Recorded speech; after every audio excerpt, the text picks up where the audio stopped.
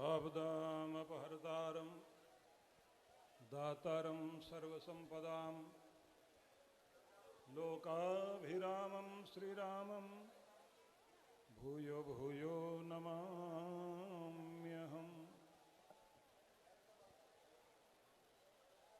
पवित्र मंच की गरिमा शोभा बढ़ाने वाले हमारे सभी पूज्य चरण संत जन, हमारे सनातन गौरव धीरेन्द्र कृष्ण शास्त्री जी और हरियाणा प्रांत से दूर दूर से आए हुए सभी सनातन प्रेमी जन, आप सभी को बहुत बहुत वंदन और बहुत बहुत अभिवादन। इंद्रप्रस्थ से चलती हुई ये यात्रा हरियाणा के द्वार तक आई है। यह यात्रा सनातन के उदय की यात्रा है, सनातन के अभ्युदय की यात्रा है। जिस भूमि में भगवान श्री कृष्ण ने अवसाद को प्रसाद में बदला, उस हरियाणा की भूमि में जहां कुरुक्षेत्र में गीता का संदेश भगवान श्री कृष्ण ने दिया, जिस भूमि में भगवान ने मृत्यु से अमरता का वरदान दिया, उस हरियाणा भूमि में हम लोग हैं। और हमारे पूज्य धीरेन्द्र कृष्ण शास्त्री, इंद्रप्रस्थ जो भगवान श्री कृष्ण ने ही बसाया था, उस नगरी से चलकर भगवान श्री कृष्ण के जन्मस्थली, जिस जन्मस्थली को हम सभी चाहते हैं कि कोर्ट के माध्यम से वह जन्मस्थली फिर से सनातन प्रेमियों को पूर्ण रूप से प्राप्त हो जाए, इसके लिए और सनातन एकता, इसकी आज बहुत बड़ी आवश्यकता है। पूर्ववर्ती वक्ताओं ने आपको जो कुछ कहा, उसमें मैं एक निवेदन आप सबसे कहना चाहता हूं। निवेदन ये है, जब संकट पड़ता है, बंदर भी एकजुट होकर लड़ाई लड़ते हैं। जब संकट पड़ता है, मधुमक्खी के छत्ते पर कोई ढेला लगा दे तो छोटी सी मधुमक्खी भी सारी इकट्ठी होकर के लड़ाई लड़ती हैं। जब संकट पड़ता है, कौवे भी इकट्ठे हो जाते हैं। तो क्या हम इनसे भी गए बीते हैं कि इकट्ठे नहीं हो सकते, एक नहीं हो सकते? आज केवल ताली बजाने का ही समय नहीं है, आज ताल ठोकने का भी समय है। इसलिए ताली भी बजाइए और ताल भी ठोकने के लिए तैयार होइए। निवेदन करना चाहता हूं आप सभी से, आसमान से जब बूंद बरसती है, देखने में छोटी होती है, लेकिन जब सारी बूंदें मिलकर बरसती हैं तो नीचे नदियां बहने लग जाती हैं। भले ही आप बूंद बूंद हैं, लेकिन सारी बूंदें मिलकर के एक साथ बरसना शुरू करो।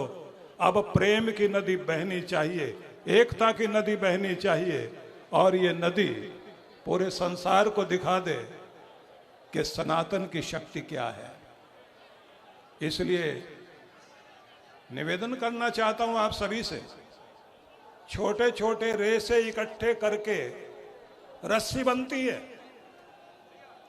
एक छोटे से रेशे में कोई ताकत नहीं है, लेकिन जब वो रेशे मिलकर के रस्सी बन जाती है तो हाथी को भी बांधने की ताकत रखती है। आज ये रस्सी सनातन की बंध जानी चाहिए, बन जानी चाहिए। और जो उन्मत्त हाथी बनकर चोट पहुंचा रहे हैं, उनको बांधने के लिए भी और अपनी शक्ति को एकजुट रखने के लिए भी इस रस्सी को बनाने की आज बहुत बड़ी आवश्यकता है। आपसे निवेदन करना चाहता हूं, थोड़ा विचार करना। जिन लोगों ने रातों रात कश्मीर खाली करा दिया, जिन लोगों ने बांग्लादेश की स्थिति खराब कर दी, उनके विषय में आप जानते ही हैं।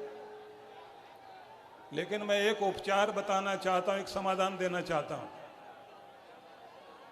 समाधान को ध्यान से सुन लेना सभी लोग, क्योंकि यहां मैं बोलने के लिए नहीं खड़ा हुआ हूं, कुछ कहने के लिए खड़ा हुआ हूं। और कहना यह चाहता हूं कि जब हर मस्जिद के साथ मदरसा है, जब हर चर्च के साथ कॉन्वेंट स्कूल है, तो आपके हर मंदिर के साथ एक संस्कार केंद्र, एक संस्कार शाला जरूर बननी चाहिए।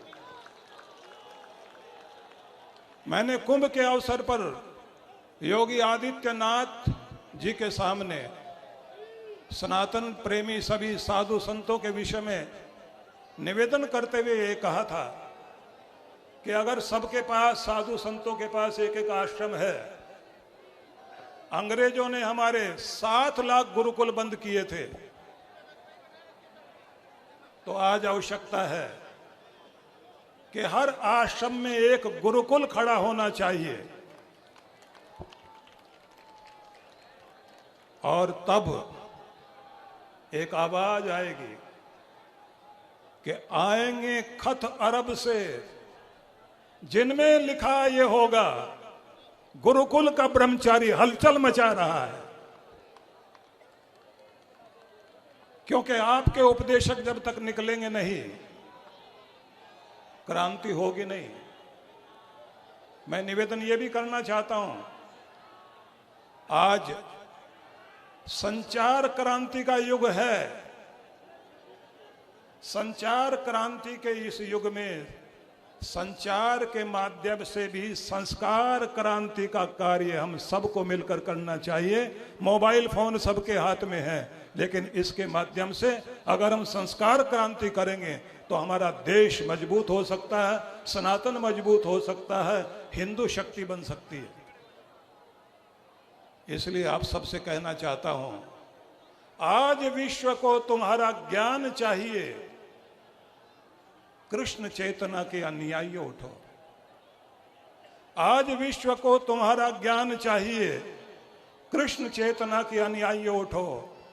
रोक दो हवा के कदम जो चली है आज, सेक्स की धुनों पे गाए जिंदगी के साज।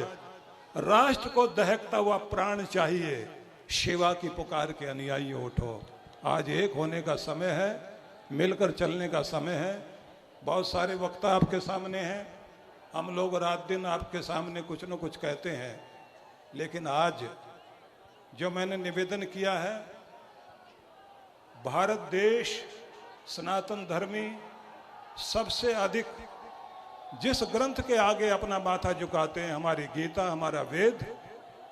ऋग्वेद के अंतिम सूक्त का पहला मंत्र संगच्छध्वम संवदध्वम संवो मनांसि जानता देवा भागम यथा पूर्वे संजानाना उपासते। कि यदि तुम अपने जीवन में स्वर्ग को, आनंद को, शक्ति और शौर्य को, समृद्धि और अभ्युदय को, अभ्युदय को प्राप्त करना चाहते हो, संगच्छध्वम, मिलकर चलना सीख जाओ। जिनके घर में भोजन और भजन इकट्ठा होता है वो घर एक रहता है। जो लोग मिलकर चलते हैं वो एक होते हैं, जिनके विचार एक होते हैं वो एक होते हैं। और जो भेदभाव को छोड़कर भाषा को, भूषा को, भोजन को, भजन को, भाव को, सबको एक रूप में अपनाते हैं, वो हमेशा एक होते हैं। और जो एक रहते हैं बस उन्हीं की जीत होती है। इसलिए ये याद रख लेना कि शक्ति जिसे कहते हैं, दुर्गा माँ, उनका सिर एक है, हाथ अनेक है, तब शक्ति बनती है। रावण के सिर अनेक थे और हाथ भी अनेक थे, इसलिए शक्ति नहीं थी। हमारे पास एक शक्ति है, एक सिर है, जिसका नाम बागेश्वर बाबा धीरेन्द्र कृष्ण शास्त्री, तो आप सब लोग हाथ बन जाइए, तब शक्ति बनेगी। इसलिए सबको एकजुट होना पड़ेगा, मिलकर चलना पड़ेगा, तभी कल्याण होगा। आप सबको बहुत बहुत अभिनंदन और बहुत बहुत सभी आचार्य गण, संत जन, विद्वत जन सभी के चरणों में वंदन करता हूं। और एक तपस्वी राजूदास जी महाराज, जब इनका संदेश आया था, एक बार खड़े हो जाइए। गला बैठ गया, थके नहीं, हारे नहीं। जिस तरह से साथ चल रहे हैं और जिस भावना से साथ चल रहे हैं, एक बार दोनों हाथ उठा करके अभिनंदन कीजिए राजूदास जी महाराज का। बहुत बहुत शुभकामनाएं।